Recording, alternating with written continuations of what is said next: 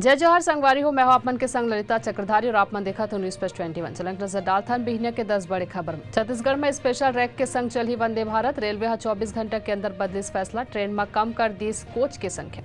छत्तीसगढ़ में 347 पद में भर्ती, दुर्ग में 18 मई की प्लेसमेंट कैब, जम्मू कंपनी में दी जॉब। मणिपुर हिंसा मामला में सुप्रीम कोर्ट में आज हो ही सुनवाई।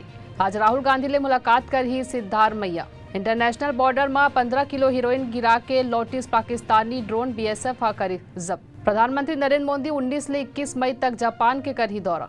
आज राजस्थान में 8वीं बोर्ड के आई रिजल्ट। सुप्रीम कोर्ट में अडानी हिडनबर्ग मामला में आज हो ही सुनवाई। वैष्णो देवी श्राइन बोर्ड की टीम आज वाराणसी पहुंची, काशी विश्वनाथ के व्यवस्था के कर ही अध्ययन। आईपीएल में पंजाब किंग्स दिल्ली कैपिटल के बीच आज खेले जाही मुकाबला। ऐसा नहीं तमाम जानकारी ले लगातार अपडेट रह देखा तो न्यूज प्लस 21 आप मन के हक के बात।